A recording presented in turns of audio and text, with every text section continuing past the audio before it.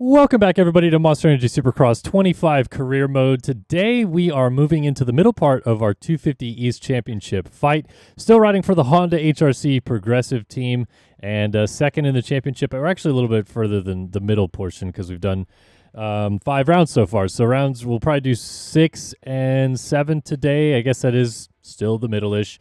And bike development, we've moved it along pretty good. So it's actually a nice bike to ride now. It's not a piece of crap that just goes around the track very slowly. So having fun with that. Let's take a look at our Super X thing. We got at Milestone Bike Shop, you'll find official accessories and spare parts of the best motorbike brands. Who cares? And then, Ricky Carmichael saying, congrats to me. Chance Hymas, blah, blah, blah, blah, blah, blah, blah, blah. Okay. Next up, we got a race at Penn Steel, which is one of the moto tracks. So I think this is just one of those challenge races. So let's check it out. Looks like we've got ourselves a rain race here, too. So I'm not even sure what is about to happen. But it is like the whole field plus a couple of the SMX Next players or racers. So, we're sliding out a little bit right there. I'm still on realistic difficulty. I am still on the hardest AI, etc., etc. So I'm trying to just get as used to the game as possible on the toughest levels possible. And then we'll kind of play around with it, maybe in the 450 class with like, is it actually better to be on standard physics versus realistic physics? And then I've even seen some people say like, man, the hard AI is even more difficult than realistic somehow. So we're going to play around with a couple of those things. But right now we're just enjoying the process, trying to figure out whether or not these guys are really the most difficult or not. It's a fun battle with the AI so far. Like, I feel like every track they've been pretty good. No track where they've been impossible, I would say, to beat. I started the season with Tampa getting last place, but I don't feel like that they were impossible to beat. I just think I was on a bad bike. Like, it's stupid to me that you have to upgrade a factory Honda in this game at all, but whatever. That's part of their career progression, is like making the bike better. And in a way, that's something that the F1 games do too, where it's like, even if you start in a Red Bull, it is one of the better cars in F1, but you still have to upgrade it and do team development throughout the season and stuff like that. So I think they're just trying to take a little bit of a page out of that book. And whatever, I don't really care that much. So getting a little better. I will say the feedback on this game has slowly been improving from you people. I feel like it started really rough, a lot of people complaining and hating it, and now we're at a point where people seem to enjoy the challenge of it.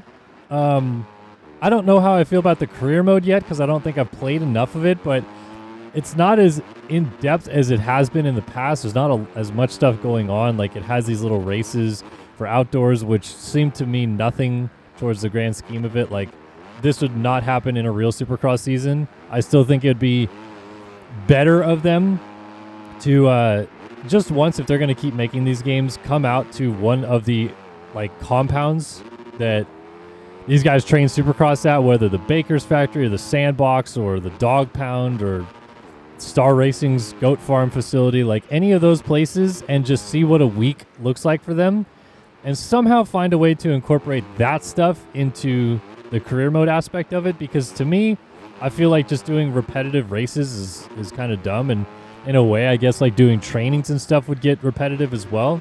But I think you could find a way to like, let's change it up this week, and this week we've got a fun moto with teammates at the farm, and this week we're gonna do sprint laps. We're gonna see if you can beat a time trial lap time and things like that, because it is what they do in real life. Like, there is, if a guy has a bad weekend where he gets kind of worked on the first 2 or 3 laps of the race, but eventually, started getting through the field and ended up 5th.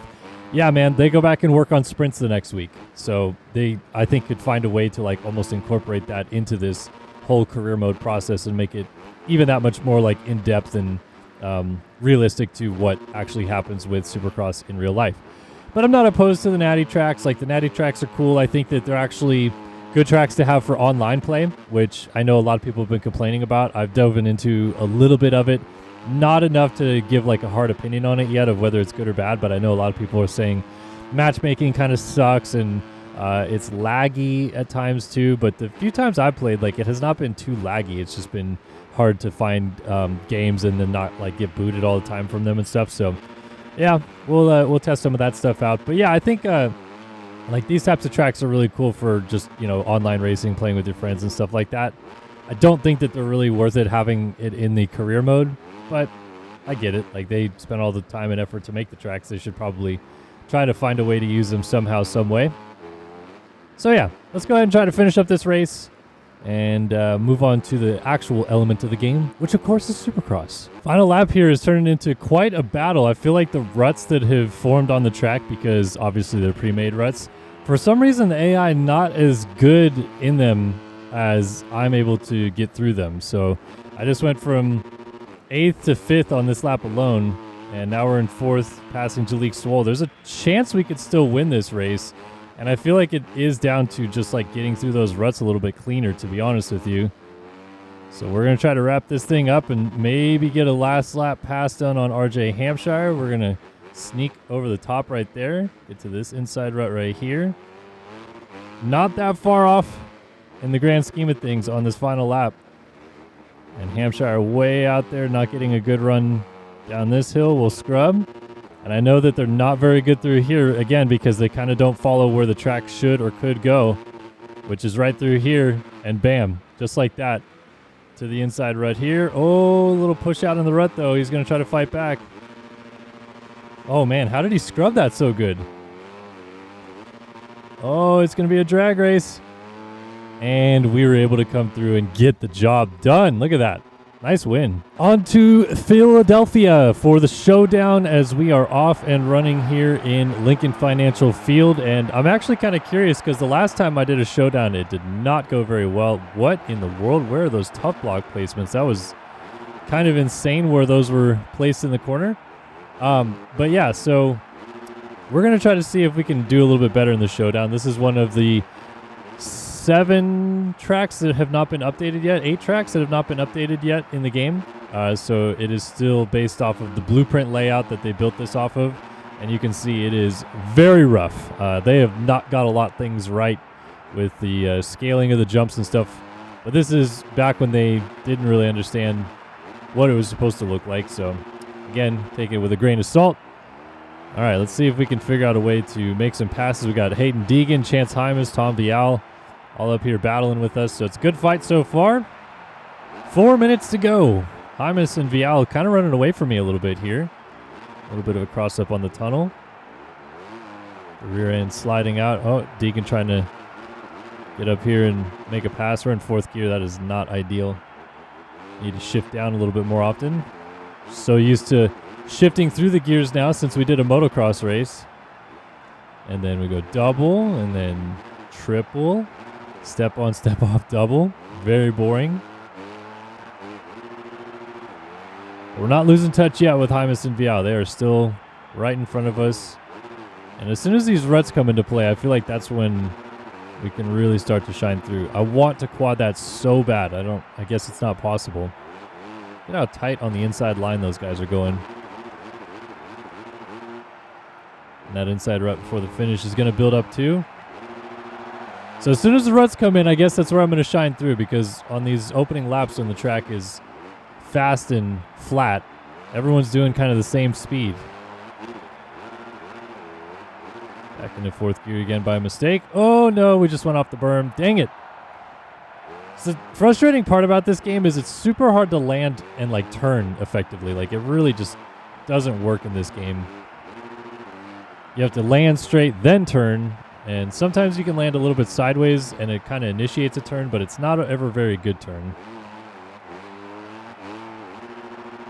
So now we got some serious work to do to get through the field.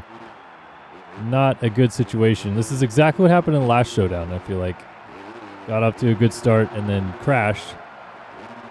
And then put myself down the order. All right, so now the ruts are starting to come in, so I got to try to take advantage of this. There is going to be one right here on the inside for the finish. Come on, just make the pass stick.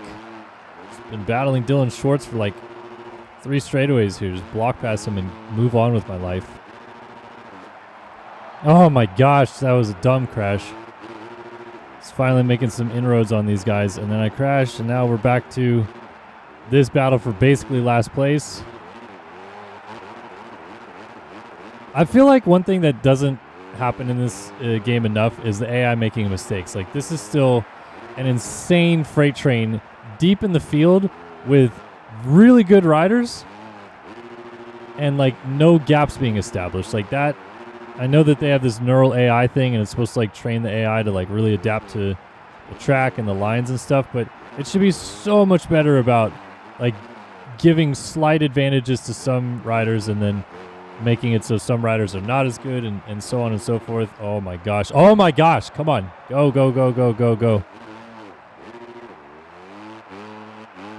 Every time I make a tiny pass, it's just like everyone just crashes in front of me. Like, for example, the leader just went over the finish line jump, and we're 2 corners behind him, basically. And we've been racing for 6-7 laps now. Like, it should be way more spread out than this. Either way, this is a terrible race. Like, I'm not riding very well, but also the AI is super frustrating on these types of tracks. Like, I am very much looking forward to them updating some of these tracks and making them better, because the AI is just not it on some of these tracks. All right, final run through the whoops. Let's see if we can make one more pass. Nope, we are going to finish 16th. Barely, because we crashed over the line. One worse than the other showdown that I did already, so fantastic. And that really cost me in the championship because Vial had another good race. I think he won. And now we're pretty much not going to win this championship. Like, it is a long shot to get there. Sad. So let's wrap this shebang up today with another race at MetLife here in New Jersey for the 7th round of our championship. We're going to try to go grab the whole shot, and we got it. Should have backed out of it, and in the end, just got taken out. So, sick. But at least Vial's back here with me. Not that that really is going to make a difference. Like I said, championship is pretty much over. Now we've got this non-existent rhythm section. Honestly, it's like baffling to me that even in the first place, they kind of just like assumed that this is what rhythm jumps in a rhythm section look like. The fact that they're just like, yeah, they're all super rolled out and no one ever catches air. Like, we watch Supercross and yeah, it's just all nice and flat. Like, it's kind of insane to me, but I guess when you've never actually been to the race and don't see just how peaky the jumps are, you don't really understand. All right, let's try to make some passes in the mud. Blow by Vial here in the whoops.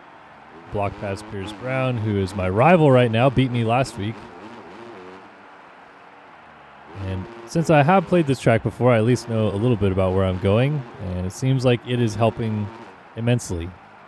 Shoving guys out of the way, trying to make passes. I think I want to triple in right here, though. I think I can go outside and triple in right there and feel much better about myself. Give me a boost. Someone push me. It's like the second you spin up out of a corner trying to get up a jump face and the rear end slides out, it just is no fun anymore. But at least they're still really close to the front, so if I can make a couple quick passes on these guys and stop sliding out, I'll start going to these berms not to slide out. Because that's one thing that the AI really doesn't seem like they've figured out, is how to go to the berm to get momentum. Like, they go to the berm, and then they just still don't do the big jumps. Like, this jump across the start is simple, in my opinion, to understand and do. But I am also a human and not AI. That sucks that I landed on that tough block. That was about to be a really good rhythm section. Good passes to be made. Sorry, Max. Got to scoot by you here for a second. Go to the inside and double in. And, of course, we're jumping off the track. Okay, I'm going to start shoving people out of the way. Like, I'm sick of trying to race straight up. We're just going to start punting people off the track because I need clean air.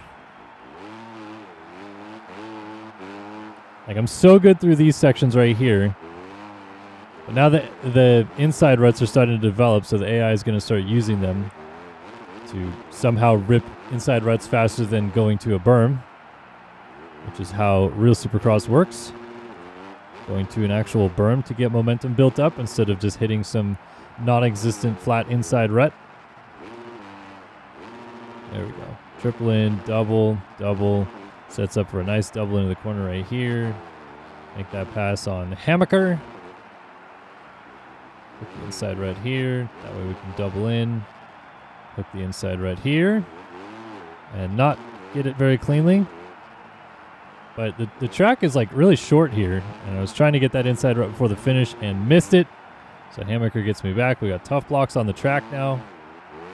Bike is spitting out everywhere. Yeah, those inside ruts now have just totally killed the one advantage I had in this race. Because they just randomly build up. There's no rhyme or reason to it. They don't build up for any reason other than the developers decided, let's program these in just random spots. Which is frustrating because, like, from a marketing standpoint, them saying, like, oh, yes, real ruts form. But it's like, no, just like predetermined nothing is what actually happens. So it feels like a bit of a lie, a bit of a slap in the face for fans of Supercross that know how ruts really form, especially when we can play MX Bikes and MX Sim, and ruts do actually form in that game. And even Legends, obviously. Like, these ruts in that corner suck. Like, they're not... There's no reason why they should be shaped the way that they are. Oh well, we're going to make these passes stick. We are going to go up there, and we're going to win this dang race. Because these AI don't know how to do that line there. They don't know how to triple in right here either, apparently. Like, I don't... How? How does Hymus go outside right there and just not even understand that you can triple in? Double to the inside, make that pass. All right, we're up to second.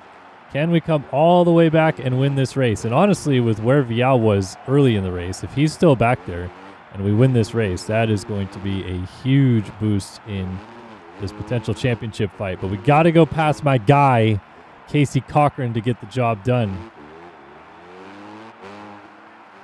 And Casey Cochran almost won an MX Simulator Championship in 2022, I believe. That's why I call him my guy.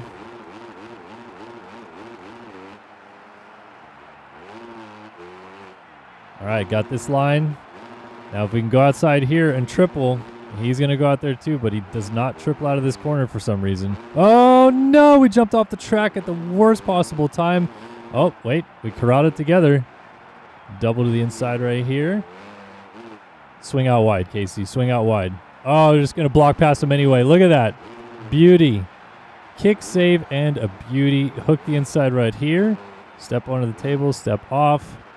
Oh, no. How did I miss that inside rut? And look at his... He's like air-wheeling across the line to make the pass.